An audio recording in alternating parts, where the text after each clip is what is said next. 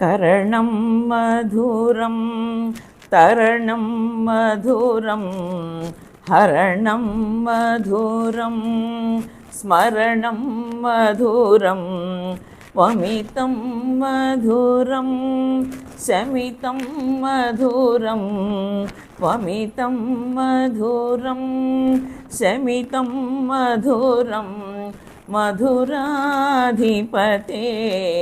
అఖిలం మధురం మధురాధిపతే అఖిలం మధురం. ఓం గజాననం భూతగణాధిసేవితం కపిత్థజంబూఫలసారభక్షణం ఉమాసుతం శోకవినాశకారణం నమామి విఘ్నేశ్వరపాదపంకజం. సదాశివసమారంభాం వ్యాసశంకరమధ్యమాం అస్మదాచార్యపర్యంతాం వందే గురుపరంపరాం. శారదా శారదాంభోజవదనా వదనాంబుజే సర్వదా సర్వదాస్మాకం సన్నిధిః సన్నిధిం క్రియాత్. వసుదేవసుతం దేవం కంసచాణూరమర్దనం దేవకీ పరమానందం కృష్ణం వందే జగద్గురుం. సర్వోపనిషదో గావో దోగ్ధా గోపాలనందనః పార్థో వత్స సుధీర్భోక్త దుగ్ధం గీతామృతం మహత్. ఓం శ్రీ మహాగణాధిపతయే నమః. ఓం శ్రీ గురుభ్యో నమః. ఓం శ్రీ మహాసరస్వత్యై నమః. ఓం శ్రీ మాతాపితృభ్యో నమః. హరి ఓం. భగవద్భక్తులందరికీ ప్రణామములు. ఈరోజు నుంచి మనము భగవద్గీతలోని మొట్టమొదటి అధ్యాయమైనటువంటి అర్జున విషాదయోగంలోని శ్లోకాలు, వాటి తాత్పర్యము, వివరణతో మన కార్యక్రమాన్ని సాగించుకుందాము. అర్జున విషాదయోగము ధృతరాష్ట్రుని శ్లోకంతో మొదలవుతోంది. అర్జునుని శ్లోకముతో పూర్తి అవుతోంది. ఈ అధ్యాయంలో మొత్తంగా 47 శ్లోకాలు ఉన్నాయి. అందులో కేవలం మొదటి శ్లోకం మాత్రము ధృతరాష్ట్రునిచే పలుకబడినది. ఆ తర్వాత సంజయుడు, ఆ తర్వాత అర్జునుడు మాట్లాడబోతున్నారు. ఈ అధ్యాయంలో గీతాచార్యుని యొక్క సందేశము మనకి కనబడదు. గీతాచార్యుని సందేశము 2వ అధ్యాయమైనటువంటి సాంఖ్యయోగం నుంచి మనకి మొదలవుతుంది. మొట్టమొదటి శ్లోకము ఈ విధంగా ఉంది. అయితే శ్లోకాన్ని చదువుకునే ముందు మనము తెలుసుకోవాల్సినది కొంత ధృతరాష్ట్రుని గురించి. ధృతరాష్ట్రుడు అంధుడైనటువంటి రాజు. ఆయన కేవలము బాహ్యేంద్రియమైనటువంటి ఈ చర్మచక్షువులే కాక ఆయన అంతరింద్రియములు కూడా అజ్ఞానంతో కూడుకొని ఉండడం చేత అవి కూడా గుడ్డివై ఉన్నవి. ఆయనలో ఉన్నటువంటి బలహీనత దుర్యోధనుడు. ఎందుకంటే తన కొడుకైనటువంటి దుర్యోధనుడి మీద ఆయనకి విపరీతమైనటువంటి పుత్ర వ్యామోహము. అందుచేత దుర్యోధనుడు చేసేటువంటి ఎటువంటి తప్పులనైనా కూడా ఆయన నిగ్రహించలేకపోయాడు. దానికి బలమైన కారణము ఆయన తనలోని ఇంద్రియాలని మొట్టమొదట నిగ్రహించుకోలేకపోవడమే. ఈ యుద్ధానికి ముందే వేదవ్యాసుడు ధృతరాష్ట్రుడి దగ్గరికి వచ్చి, నీవు గనక యుద్ధాన్ని ప్రత్యక్షంగా చూడదలుచుకుంటే మీకు దివ్యమైనటువంటి చక్షువుల్ని అందచేస్తాను అని పలికినప్పుడు ధృతరాష్ట్రుడు, నేను ఈ భయంకరమైన యుద్ధాన్ని చూడలేను, కాబట్టి నాకు ఈ దృష్టి నాకు వద్దు, అయితే నేను యుద్ధంలో జరిగే ప్రతి సంఘటన కూడా నేను కూలంకషంగా తెలుసుకోగోరుతున్నాను అని చెప్పినప్పుడు వేదవ్యాస మహాముని సంజయుడికి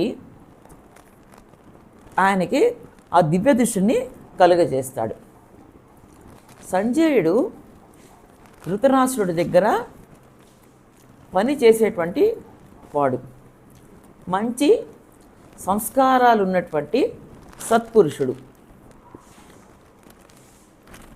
అందుచేతనే వేదవ్యాసుడు సంజయుడికి దివ్య చక్షువులన్నీ ఇచ్చి యుద్ధంలో జరిగే ప్రతి సంఘటన కూడా తాను పూర్తిగా చూడగలుగుతాడని, చూసిన దాన్ని ధృతరాష్ట్రుడికి వివరిస్తాడని చెప్పి, ఏది ఏమైనా ఈ యుద్ధము చాలా భయంకరంగా ఉండబోతోందని, దీని పర్యవసానం కూడా చాలా భయంకరమైనదేనని ధృతరాష్ట్రుడికి చెప్పి తాను వెడలిపోతాడు. యుద్ధము 10 రోజులు సాగుతుంది. 10వ రోజు సంజయుడు అకస్మాత్తుగా ధృతరాష్ట్రుడి దగ్గరికి వచ్చి భీష్మ పితామహుడు పడగొట్టబడ్డాడు అనేటువంటి దుర్వార్తని ధృతరాష్ట్రుడికి చేరవేస్తాడు. ఆ వార్త విన్నటువంటి ధృతరాష్ట్రుడు మనసు చాలా కలత చెంది, ఈ 10 రోజుల్లో జరిగినటువంటి యుద్ధంలో ఎవరెవరు ఎవరితో తలపడ్డారు, ఎవరిని గెలిచారు, ఎవరు చంపబడ్డారు, ఈ విషయాలన్నీ కూడా నాకు సవివరంగా తెలిపాలని ఆయన సంజయుడిని కోరడము జరుగుతుంది. ఇదే నేపథ్యంతో భగవద్గీత మొట్టమొదటి అధ్యాయమైనటువంటి అర్జున విషాదయోగము పూర్తవుతుంది. మనం తెలుసుకోవాల్సిన ఇంకొక విషయం ఏంటంటే, భగవద్గీత ధృతరాష్ట్రుడికి ఉన్నటువంటి అజ్ఞానంతో మొదలయ్యి చివరికి అర్జునుడికి సంపూర్ణ జ్ఞానం కలిగే వరకు, తరువాత కృష్ణ పరమాత్మ మా శుచ ఏడవవలదు అని చెప్పి అజ్ఞానాన్ని పోగొట్టేటువంటి గొప్ప శ్లోకాలతో ఇది ముగుస్తుంది. అదే సమయంలో సంజయుడు కూడా గొప్ప ధనుర్ధారి అయినటువంటి అర్జునుడు, పార్థసారథి అయినటువంటి కృష్ణ పరమాత్మ ఎక్కడ ఉంటారో అక్కడ విజయం తథ్యమని, తన పూర్తి విశ్వాసమని, తన అభిమతమని సంజయుడు తన అభిప్రాయాన్ని తెలియజేయడంతో ఈ భగవద్గీత ముగుస్తున్నది. అంటే అజ్ఞానంతో మొదలైనటువంటి, విషాదంతో మొదలైనటువంటి భగవద్గీత భగవానుని దివ్య సందేశము చేత జ్ఞానముతో ధర్మము గెలవడంతో మనకి ఇది ముగుస్తోంది. ఇక మనము శ్లోకాల్లోకి అడుగిడదాము.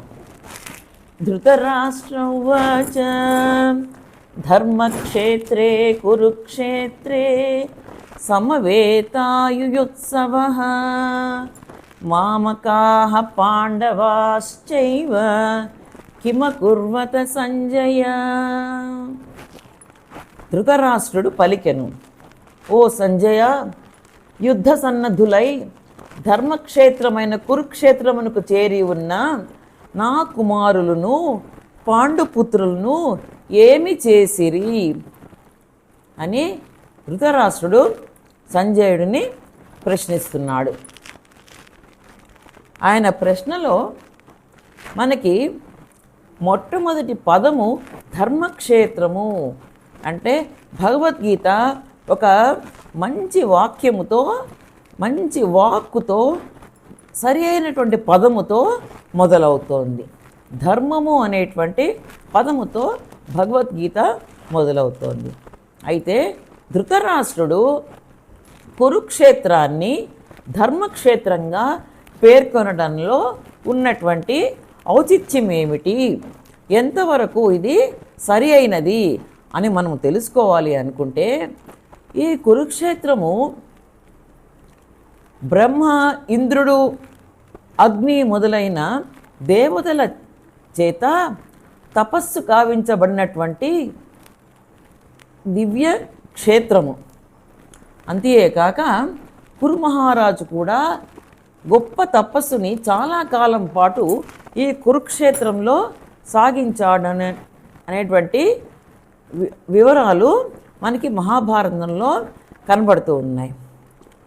అయితే ఈ కురుక్షేత్రం ఎక్కడ ఉంది అని అంటే, ఇది సరస్వతీ నదికి దక్షిణ భాగాన, విషద్వతి నదికి ఉత్తర భాగాన మధ్యలో 40 మైళ్ళ విస్తారంలో ఉన్నట్టుగా మహాభారతం నందలి అరణ్య పర్వము మరియు శల్య పర్వం ద్వారా మనకి తెలుస్తోంది.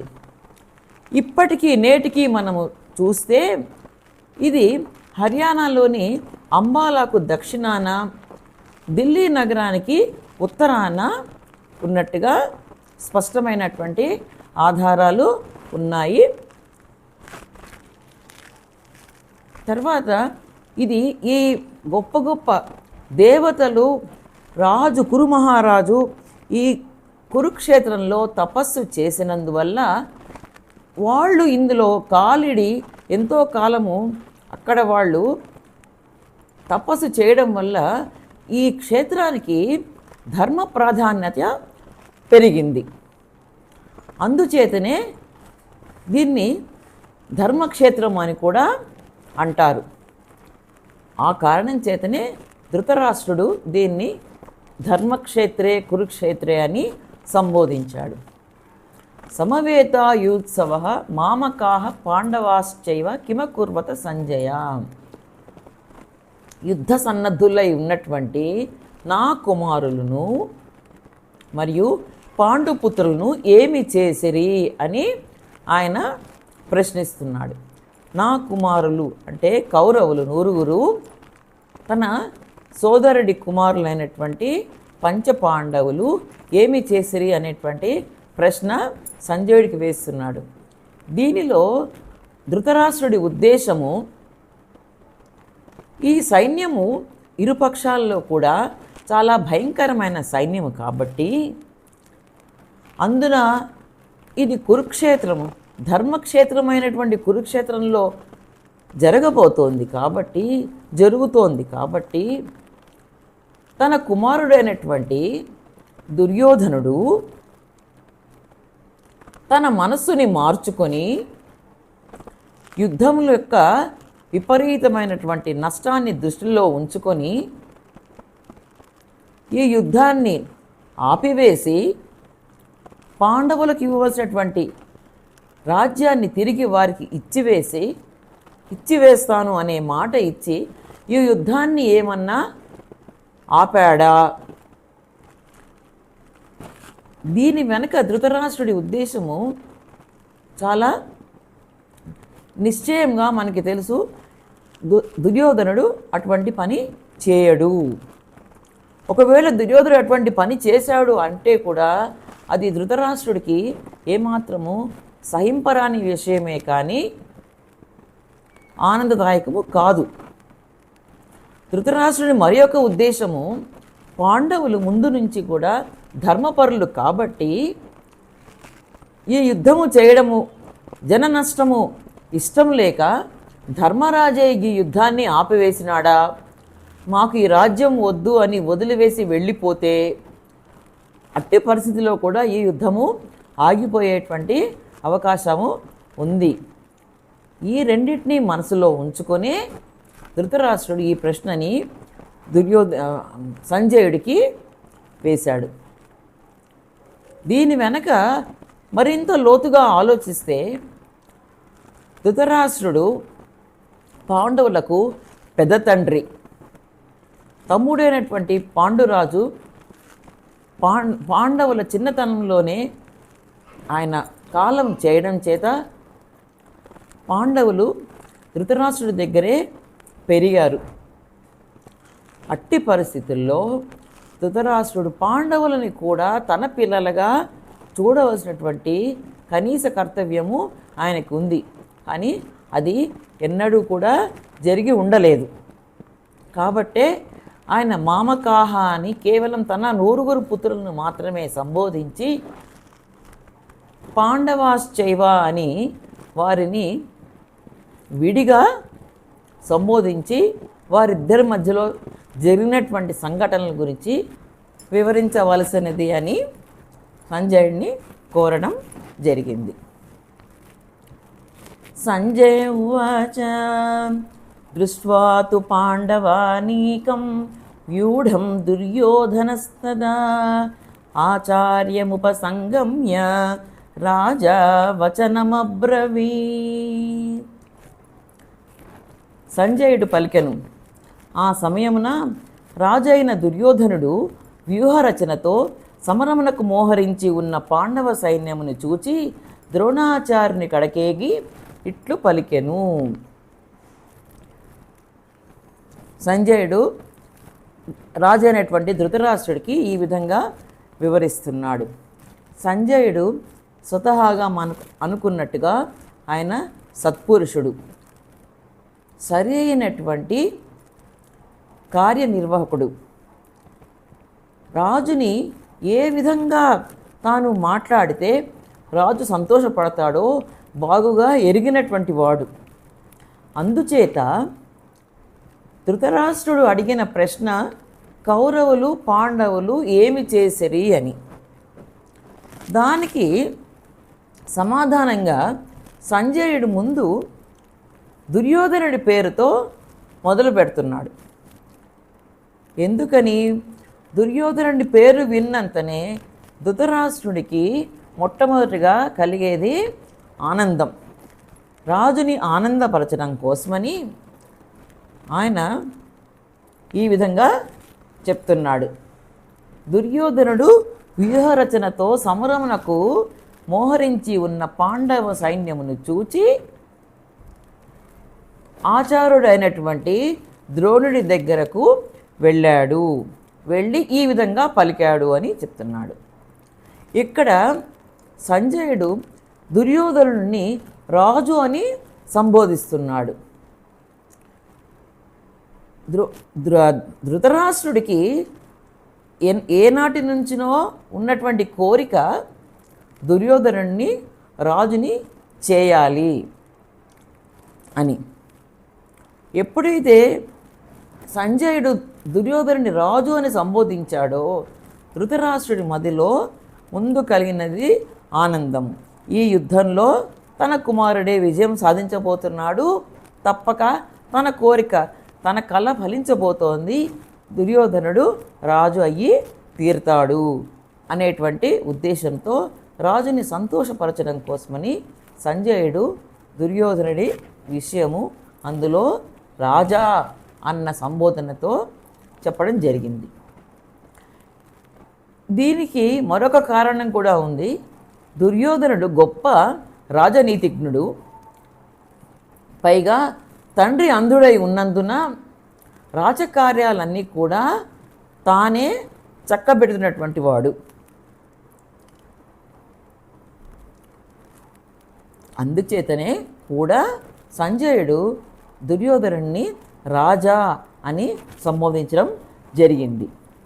అయితే ద్రోణాచార్యుడు దగ్గరికి దుర్యోధనుడు ఎందుకు వెళ్ళవలసి వచ్చినది? కౌరవ సైన్యము కంటే పాండవ సైన్యము చిన్నది. అది కేవలము 7 అక్షోహిణుల సైన్యము. కౌరవుల సైన్యము 11 అక్షోహిణులు. అయినప్పటికీ దుర్యోధనుడు ఎప్పుడైతే పాండవ సైన్యాన్ని చూశాడో ఆయన మదిలో కొంత కలతతో పాటు ఆశ్చర్యం కూడా కలిగింది.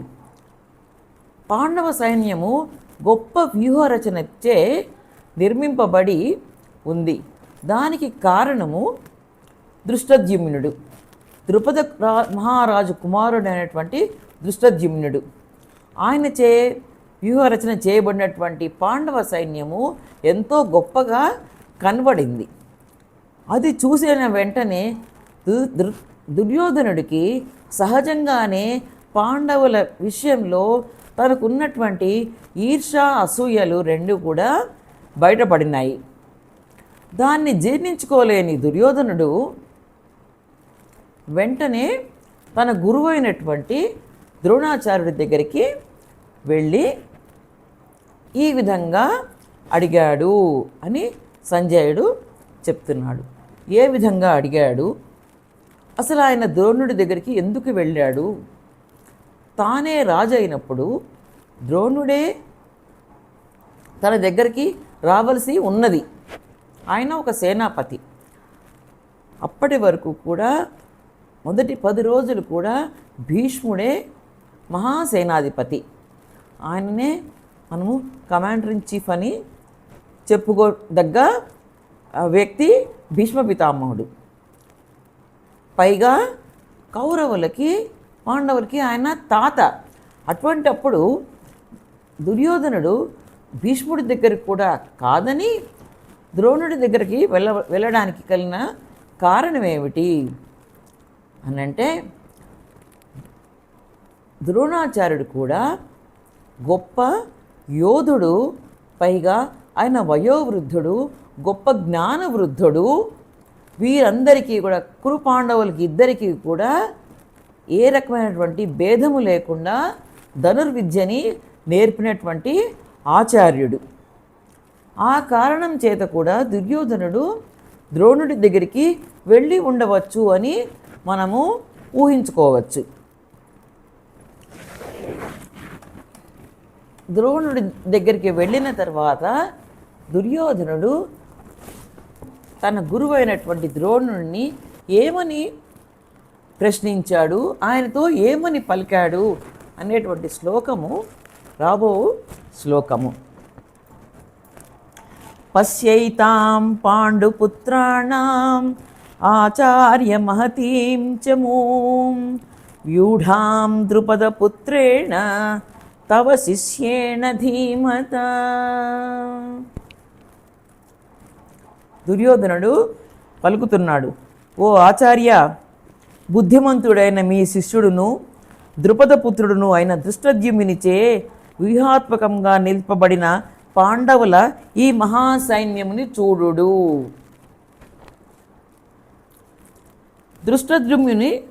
దృష్టద్యుమ్నుడు ఎవరు?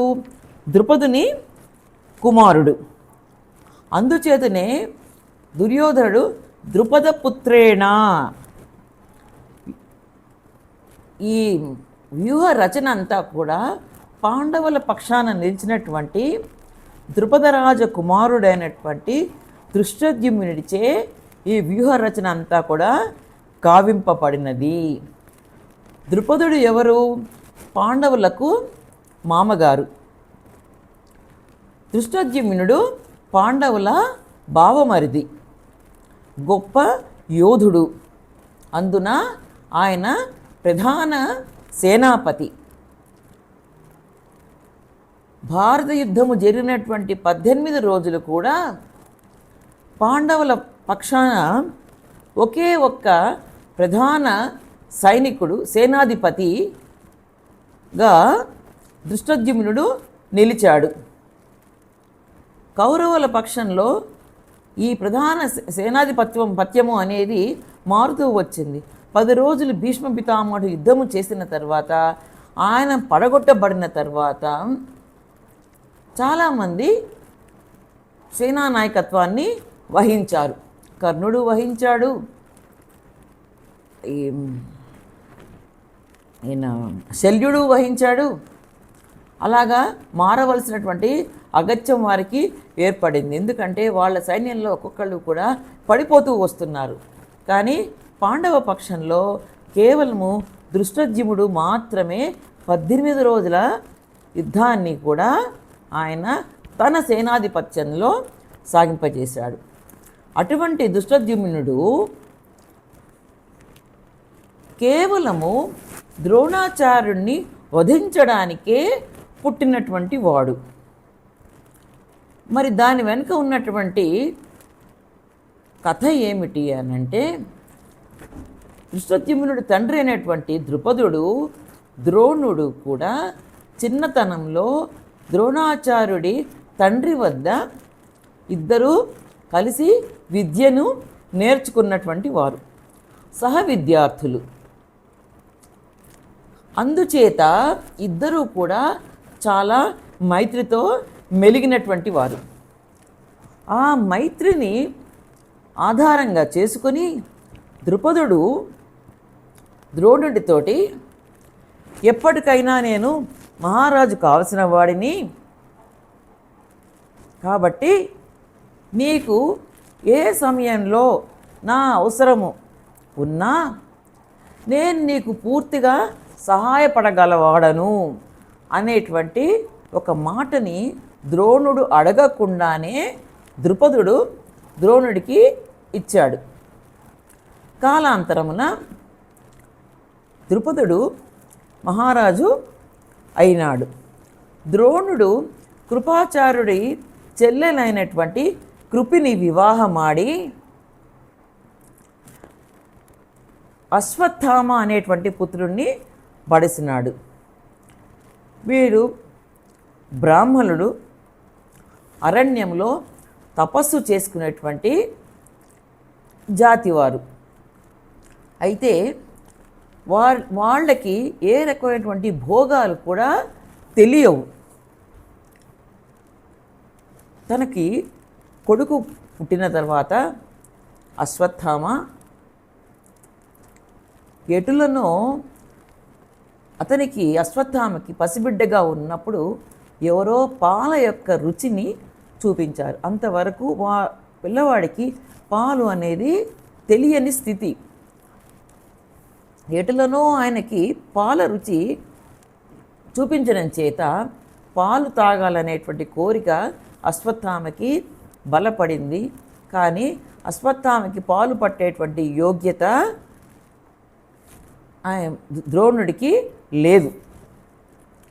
అప్పుడు ద్రోణుడికి తన చిన్నతనంలో ద్రుపదుడు ఇచ్చినటువంటి మాట గుర్తుకు వచ్చి ఆయన మహారాజు అయ్యాడన్న విషయం తెలుసుకొని తన భార్య అయినటువంటి కృపితో ఆయన ద్రుపద మహారాజుని కలవడానికి వెళ్ళి విషయమంతా చెప్పి తనకి ద్రుపదుడిచ్చినటువంటి మాట ప్రకారము తనకు ఒక్క గోవుని దానంగా ఇచ్చిన ఎడల తాను దానితో తృప్తి పడతానని, తన కొడుకు అయినటువంటి అశ్వత్థామని పెంచుకుంటానని అభ్యర్థిస్తాడు. అయితే ఈ ద్రుపదుడు ఎప్పుడైతే మహారాజు అయ్యాడో ఆయనలో గర్వము పెరిగి, నీవెవరో నాకు తెలియదు, నీకు నాకు సామ్యం లేదు, నువ్వు అరణ్యంలో తపస్సు చేసుకునే బ్రాహ్మణుడివి, నేను మహారాజుని, నాతో నీకు సఖ్యం ఏంటి, కాదు అని అవమానం చేసి ద్రోణాచార్యుణ్ణి పంపించేస్తాడు. ఈ అవమానానికి బాగా బాధపడినటువంటి ద్రోణుడు తర్వాత హస్తినాపురానికి వచ్చి కురుపాండవులకి తాను ఆచార్యుడై ధనుర్విద్యలో వారందరినీ నిపుణులను కావిస్తాడు. అందులో ఆయనకి చాలా ఇష్టమైనటువంటి శిష్యుడు అర్జునుడు. ద్రోణాచార్యుడు ద్రుపదుడు చేసినటువంటి అవమానాన్ని మనసులో ఉంచుకొని అర్జునుడిని ద్రుపదుడి మీదికి యుద్ధానికి పంపించి అంతకుముందే కౌరవుల్ని కూడా పంపిస్తాడు. కానీ వాళ్ళెవ్వరూ కూడా ఆ ద్రుపదుడిని జయించలేక తిరిగి వచ్చేస్తారు. అర్జునుడు మాత్రము ద్రుపదుడిని బంధించి తీసుకొని వచ్చి ద్రోణాచార్యుడి కాళ్ళ దగ్గర పడేస్తాడు. అప్పుడు ద్రోణుడు చెప్తాడు, ఇప్పుడు నువ్వు నా కాళ్ళ దగ్గర బందీగా పడి ఉన్నావు కాబట్టి నీతో పాటు నీ రాజ్యం కూడా నాది, అయినా కూడా నేను దయతరచి ఈ రాజ్యంలో సగభాగము నీకు ఇచ్చేస్తాను, నువ్వు వెళ్ళి ఏలుకో అని ఆయనని తిరిగి అవమానము చేస్తాడు. ద్రోణుడు ఏ రకమైనటువంటి రాజ్యాన్ని తీసుకోలేదు, కేవలం అవమానం చేయాలనే ఉద్దేశంతో ఆయన ఈ విధంగా చేసి ద్రుపదుడిని వెనక్కి తిరిగి పంపించి వేస్తాడు. ఈ సంఘటన ద్రుపద మహారాజు మనసులో తీవ్రంగా బలంగా నాటుకొని ఆయన ఒక యజ్ఞాన్ని తలపెట్టి ఆ యజ్ఞము కేవలము ద్రోణాచార్యుడిని చంపగలిగినటువంటి పుత్రుడు తనకి కలగాలని, అర్జునుడిని తన అల్లుడుగా చేసుకునేందుకు తగిన కన్య తనకు కలగాలని, కూతురు జన్మించాలని కోరికతోటి ఆయన ఒక యజ్ఞం చేస్తాడు. ఆ యజ్ఞ ఫలితంగా దృష్టద్యుమ్నుడు, ద్రౌపది ఇద్దరు కూడా జన్మిస్తారు. ఈ విషయాన్ని దుర్యోధనుడు ద్రోణుడి దగ్గరికి వెళ్ళి కావాలని ద్రోణుడిని రెచ్చగొట్టడానికి కోసమని నీ శత్రువు అయినటువంటి ద్రుపదుడు, ఆయన కుమారుడైనటువంటి నీ శిష్యుడు అయినటువంటి దృష్టద్యుమ్నుడు వ్యూహాత్మకంగా రచించినటువంటి ఆ పాండవ సైన్యాన్ని చూడు అని తన గురువుతో తాను సంభాషిస్తున్నాడు. ఇది దుర్యోధనుడి యొక్క దుష్టబుద్ధికి తార్కాణము. ఎవరైనా కూడా గురువు దగ్గర మాట్లాడడానికి ఒక విధానం అనేటువంటిది ఉంటుంది. మనము మన గురువుతో మాట్లాడేటప్పుడు ఎంతో వినయంగా, సంస్కారంతో మాట్లాడతాము. ఒకవేళ అటువంటిదే జరగకపోతే మనము కూడా దుర్యోధనులమే అవుతున్నాము. కానీ మనము ఎన్నటికీ కూడా దుర్యోధనుని బుద్ధిని మనము సంక్రమింప చేసుకోకూడదు. ఆయన తన అవసరానికే ద్రోణుడి దగ్గరికి వెళ్ళాడు. ఎందుకు వెళ్ళాడు? ద్రోణాచార్యుడు, భీష్ముడు పడిపోయి ఉన్నాడు. భీష్ముడు పడిపోయి ఉన్నప్పుడు యుద్ధం చేయవలసినది ఎవరు? ద్రోణుడే. అందున తనకి ఆయన గురువు. అటువంటప్పుడు ఆ గురువుతో తాను ఏ విధంగా సంభాషించాలి అనేటువంటి కనీసపు జ్ఞానము కూడా లేనటువంటి దుర్బుద్ధి గలవాడు దుర్యోధనుడు అనేటువంటి విషయము మనకి ఈ శ్లోకం ద్వారా తెలుస్తోంది. ఈ 3 శ్లోకాలతో ఈరోజు కార్యక్రమాన్ని ముగించుకున్నాము. రేపటికి 4వ శ్లోకంలో మరింతగా దుర్యోధనుడు ఏమి మాట్లాడబోతున్నాడు అనే విషయాన్ని మనం రేపటి కార్యక్రమంలో తెలుసుకుందాం. జై శ్రీకృష్ణ. యత్ర యోగేశ్వర కృష్ణో యత్ర పార్థో ధనుర్ధరః తత్ర శ్రీర్విజయో భూతిః ధ్రువా నీతిర్మతిర్మమ. యదక్షరపదభ్రష్టం మాత్రాహీనం చ యద్భవేత్ తత్సర్వం క్షమ్యతాం దేవ నారాయణ నమోస్తుతే. కాయేన వాచా మనసేంద్రియైర్వా బుద్ధ్యాత్మనా వా ప్రకృతేః స్వభావాత్ కరోమి యద్యత్ సకలం పరస్మై నారాయణాయేతి సమర్పయామి. సర్వే భవంతు సుఖినః, సర్వే సంతు నిరామయాః, సర్వే భద్రాణి పశ్యంతు మా కశ్చిద్ దుఃఖభాగ్ భవేత్. శ్రీయకాంతాయ కళ్యాణ నిధయేర్థినాం శ్రీవేంకట నివాసాయ శ్రీనివాసాయ మంగళం. ఓం